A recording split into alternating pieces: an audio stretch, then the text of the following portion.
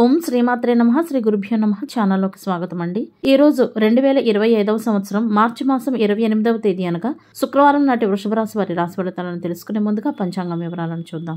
స్వస్తి శ్రీ చాంద్రమానేన శ్రీ క్రోధినామ సంవత్సరము ఫాల్గుణ మాసము శిశిర ఋతువు ఉత్తరాయణము బహుళపక్షము తిథి చతుర్దశి మార్చి 27వ తేదీ అనగా గురువారం నాడు రాత్రి 11:03 నుండి మార్చి 28వ తేదీ అనగా శుక్రవారం నాడు సాయంత్రం 7:55 వరకు. తదుపరి తేదీ బహుళపక్షం అమావాస్య మార్చి 28వ తేదీ అనగా శుక్రవారం నాడు సాయంత్రం 7:55 నుండి మార్చి 29వ తేదీ అనగా శనివారం నాడు సాయంత్రం 4:27 వరకు. నక్షత్రం పూర్వభాద్ర మార్చి 27వ తేదీ అనగా గురువారం నాడు అర్ధరాత్రి 12:33 నుండి మార్చి 28వ తేదీ అనగా శుక్రవారం నాడు రాత్రి 10:09 వరకు. తదుపరి నక్షత్రం ఉత్తరాభాద్ర మార్చి 28వ తేదీ అనగా శుక్రవారం నాడు రాత్రి 10:09 నుండి మార్చి 29వ తేదీ అనగా శనివారం నాడు సాయంత్రం 7:26 వరకు. కరణం భద్ర మార్చి 27వ తేదీ అనగా గురువారం నాడు రాత్రి 11:03 నుండి మార్చి 28వ తేదీ అనగా శుక్రవారం నాడు ఉదయం 9:32 వరకు. శకునే మార్చి 28వ తేదీ అనగా శుక్రవారం నాడు ఉదయం 9:32 నుండి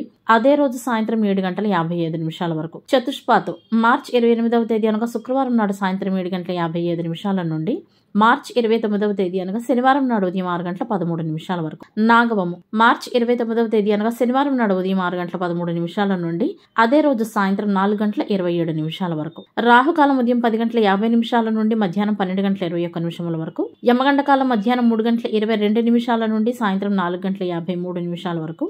గుళికా సమయం సాయంత్రం 7:48 నుండి 9:19 వరకు. దుర్ముహూర్తం ఉదయం 8:42 నుండి 9:31 వరకు. తదుపరి మధ్యాహ్నం 12:45 నుండి 1:33 వరకు. వర్జ్యం ఉదయం 6:18 నుండి 7:44 వరకు. అభిజిత్ ముహూర్తాలు ఉదయం 11:56 నుండి మధ్యాహ్నం 12:45 వరకు. అమృతకాలం మధ్యాహ్నం 2:56 నుండి సాయంత్రం 4:23 వరకు. బ్రహ్మ ముహూర్తం తెల్లవారుజామున 4:40 నుండి 5:28 వరకు. సూర్యోదయం ఉదయం 6:17 సూర్యాస్తమయం సాయంత్రం 6:24 చంద్రోదయం మార్చి 28వ తేదీ అనగా శుక్రవారం నాడు ఉదయం 5:15 చంద్రాస్తమయం అదే రోజు సాయంత్రం 5:28 సూర్యరాశి మీనరాశి. జన్మరాశి చంద్రుడు మార్చి 28వ తేదీ అనగా శుక్రవారం నాడు సాయంత్రం 4:47 వరకు కుంభరాశి గుండా ప్రయాణించి తర్వాత మీనరాశిలోకి ప్రవేశిస్తాడు. దిశాశూలం పశ్చిమ.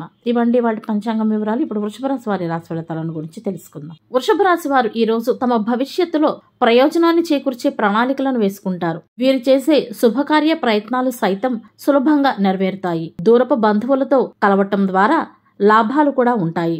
మనసు కొంత చంచలంగా ఉంటుంది. ఆఫీసులో పనిచేసే వారు అనవసరమైన పని చేయవలసి రావటం వలన కొంత ఆందోళన చెందుతారు. ఈ రాశి వారు ఈ రోజు అదృష్టం పైన కంటే కూడా తమ చర్యలపై ఎక్కువగా నమ్మకం ఉంచాల్సి ఉంటుంది. ఉద్యోగాలు చేసే వారికి ఉన్నత హోదాలు లభిస్తాయి. జీవితానికి సంబంధించిన కొత్త ప్రారంభం గురించి కూడా ఆలోచన చేస్తారు. కొంతమందికి ఆప్తుల నుండి కొన్ని సమస్యలు వచ్చే అవకాశాలు ఉన్నాయి. వృధా ఖర్చులు కూడా ఎక్కువగానే ఉంటాయి. ఈ రాశి వారు ఈ రోజు ఆలయాలను సందర్శిస్తారు. వేడుకలకు సైతం హాజరవుతారు. పెండింగ్ పనులను పూర్తి చేస్తారు. విలువైన వస్తు వాహనాలను కొనుగోలు చేస్తారు. ద్వితీయార్థంలో ప్రియమైన ఇష్టమైన స్నేహితులను కలుసుకుంటారు. అదేవిధంగా ఈ రోజు ద్వితీయార్థంలో ఒక స్త్రీ వలన శుభవార్తలు అందుతాయి. ముఖ్యంగా ధనానికి సంబంధించిన శుభవార్తను వింటారు. అంతేకాకుండా తమ కెరియర్ కు సంబంధించిన ముఖ్యమైన సమాచారాన్ని సైతం అందుకుంటారు. ఈ రాశి వారికి ఈ రోజు కొంతవరకు బాధ్యతలు పెరుగుతాయి. అయితే ఆఫీసులో పనిచేసే వారికి మాత్రం పని భారం తగ్గుతుంది. కొన్ని అసంపూర్ణమైన పనులను సైతం పూర్తి చేసేటందుకు ఈ రోజు ప్రయత్నిస్తారు. అయితే కొంచెం సోమరితనం ఉండటం మీ సామర్థ్యాన్ని అది ప్రభావితం చేస్తుందనే విషయాన్ని గుర్తుంచుకోండి. ఏదైనా ఒక అవసరమైన పని కోసం ఇంటి నుండి దూరంగా బయటకు వెళ్లవలసి వస్తే గనక తగిన జాగ్రత్తలు తీసుకోండి. కుటుంబ సభ్యుల మధ్యన సమన్వయం లోపించే అవకాశాలు కనపడుతున్నాయి. కాబట్టి వివాహేతర సంబంధాలు ఉంటే గనక అది కుటుంబ జీవితంపై ప్రభావం చూపెడుతుందనే విషయాన్ని మర్చిపోకండి. భావోద్వేగం మరియు దాతృత్వం వంటి అలవాట్లను మార్చుకోవటం చాలా అవసరం. ఎటువంటి నిర్ణయాలను కూడా భావోద్వేగానికి గురై ఉన్న సమయంలో తీసుకోకండి. ప్రేమ విషయంలో ఇతరులను నమ్మటం మానుకోండి.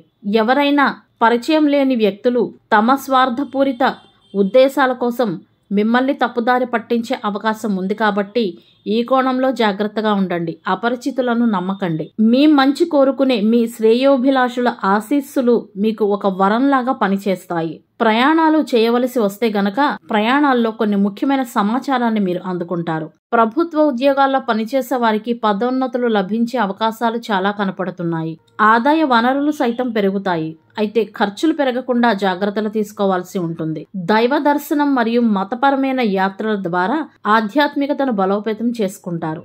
మతపరమైన మరియు ఆధ్యాత్మిక కార్యక్రమాలపై ఆసక్తి పెరుగుతుంది. ఇతరుల పట్ల సేవాభావన కూడా ఉంటుంది. ఒక విదేశీ యాత్రకు సైతం వెళ్లే అవకాశాలు కనపడుతున్నాయి. వ్యాపారస్తులు భవిష్యత్తుకు సంబంధించిన ప్రణాళికలు వేసుకుంటారు. నూతన పెట్టుబడులను సేకరిస్తారు. ఆదాయ వనరులను పెంచుకుంటారు. ముఖ్యమైన అవసరాలను ఈ రాశివారు సులభంగా తీర్చుకోగలుగుతారు. అయితే కుటుంబానికి సంబంధించిన పనులు ఏమైనా ఉంటే వాయిదా వేయకుండా ఎప్పటి పనులు అప్పుడే చేసేటందుకు ప్రయత్నించండి. మీ కుటుంబానికి సంబంధించిన ఒక సభ్యుడికి ఈ రోజు గౌరవం లభిస్తుంది. విద్యార్థులు తమ ఉన్నత విద్యకు మార్గం సరళమవుతుంది. అయితే విద్యార్థులు ఈ రోజు తమ ఉపాధ్యాయులతో వాదన లాంటివి చేయకుండా ఉండాలి. ఉపాధ్యాయులను గౌరవించాలి. వారి మాటకు తల ఒగ్గాలి. రాజకీయ వర్గంలో ఉన్నవారికి ఆశాజనకంగా ఉంటుంది. అయితే వృధా ఖర్చులు ఎక్కువగా ఉంటాయి. వైవాహిక జీవితంలో ఆనందం ఉంటుంది. వ్యాపారస్తులు వ్యాపారంలో కొత్త అవకాశాలను సద్వినియోగం చేసుకుంటారు. మార్కెటింగ్ ఫీల్డ్ కు సంబంధించిన వృషభ రాశి వారు ఈ రోజు తమ పనిని చాలా జాగ్రత్తగా చేయాల్సి ఉంటుంది. విదేశీయాన ప్రయాణాలు చేయవలసి వస్తే అవి సంపూర్ణంగా నెరవేర్చుకోగలుగుతారు. ధనలాభం సైతం పొందే అవకాశాలు ఉన్నాయి. ప్రతి పనిలోనూ విజయం సాధిస్తారు. చాలా కొద్ది మంది వృషభ రాశి వారిలో మాత్రం అనవసరమైన పనులతో సమయం వృధా అవుతుంది. మనసు కొంత చంచలంగా ఉంటుంది. ఆరోగ్యం సైతం కొంత ఇబ్బంది పెడుతున్నట్లుగా భావిస్తారు. అతి కొద్ది మంది వ్యాపారస్తుల్లో మాత్రం ఏదైనా ఒక పెద్ద విజయం చేజారిపోయే అవకాశం ఉంది. కాబట్టి ఈ కోణంగా జాగ్రత్తలు తీసుకోండి. శుక్రవారానికి గ్రహాధిపతి శుక్రుడు. శుక్రుని అధిష్టాన దైవం శ్రీ మహాలక్ష్మి. శుక్రుని అనుగ్రహం కొరకు శుక్రవారం నాడు ఓం శుక్రాయ నమః అనే మంత్రాన్ని చదువుకోవటం వలన ఉత్తమమైన ఫలితాలు ఉంటాయి. అదే విధంగా శుక్రవారాల్లో శుక్రుని అనుగ్రహం కొరకు శ్రీ మహాలక్ష్మి సమేత శ్రీ మహావిష్ణు ఆలయాలను సందర్శించాలి. శ్రీ సూక్తం, శ్రీ కనకధార స్తోత్రం పఠించాలి. శుక్రవారాల్లో శ్రీ లలితా సహస్రనామ స్తోత్రం కూడా పఠించాలి. శుక్రవారం నాడు ప్రేమ, ఆనందాలు, అదృష్టం వంటివి అందించే రోజు. నగలు, ఉపకరణాలు, బట్టలు, అలంకార వస్తువులు కొనుగోలు చేయటం, వివాహం, లైంగిక ఆనందం, స్నేహితులను కలవటం, విందు వినోదాలు, డబ్బు విషయాలు మరియు ప్రయాణాల కొరకు అనుకూలంగా ఉంటుంది. శుక్రవారం నాడు ఒంటరిగా ఉండకూడదు. శుక్రవారం నాడు తలకు నూనె రాసుకొని తలంటు స్నానం చేస్తే